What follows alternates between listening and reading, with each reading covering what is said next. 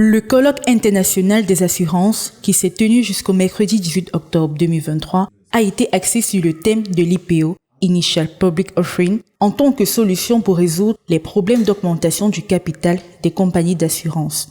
Les participants ont engagé des débats approfondis sur les avantages et les défis liés à cette approche. Le colloque s'est clôturé par la lecture et la signature des recommandations du colloque régional des assurances qui ont été adressées à la Conférence interafricaine des marchés d'assurance, en abrégé CIMA, à la Commission de surveillance du marché financier de l'Afrique centrale et à la Banque des États de l'Afrique centrale et à la Commission bancaire de l'Afrique centrale.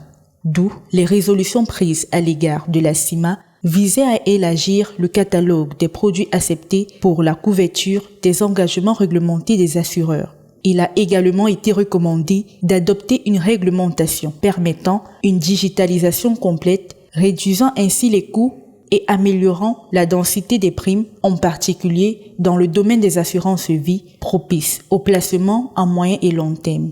De plus, il a été souligné l'importance de renforcer les assurances obligatoires qui génèrent une combinaison de primes.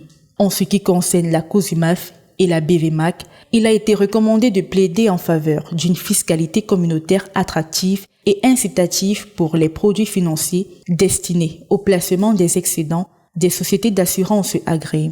La reconnaissance des organismes de placement collectif immobilier, en abrégé OPCI, parmi les instruments financiers proposés dans le cadre de la loi 2024 en cohérence avec le nouveau règlement ministériel de l'Union monétaire de l'Afrique centrale et le règlement général de la COSUMAF. Je pense que nous avons identifié ensemble, n'est-ce pas, les points sur lesquels il convient de travailler. Il convient un peu qu'on doit regarder pour que, n'est-ce pas, faciliter, encourager, n'est-ce pas, accompagner les compagnies d'assurance à entrer en bourse. Et vous l'avez bien perçu, la problématique, elle est sur 2 angles.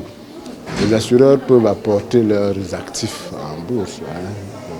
Et surtout également, ils peuvent lever des ressources en bourse. C'est dire qu'en fait, ce n'est qu'une question, n'est-ce pas, de remplir les exigences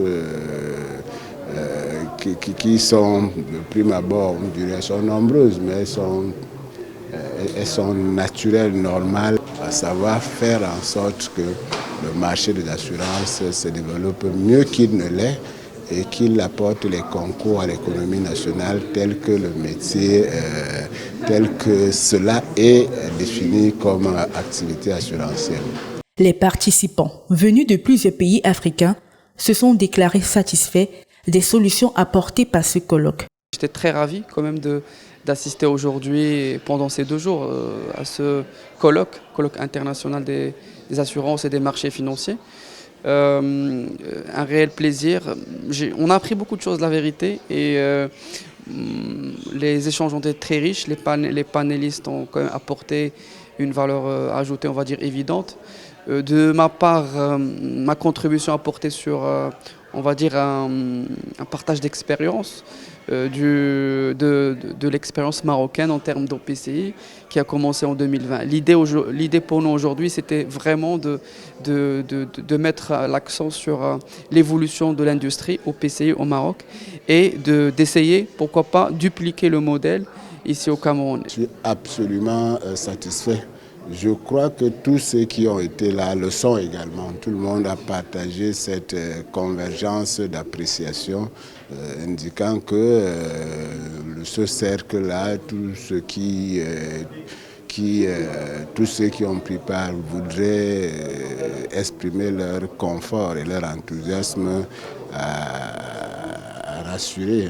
Ces recommandations offrent des perspectives prometteuses pour le secteur des assurances en Afrique en favorisant une croissance durable et une meilleure protection pour les assurés.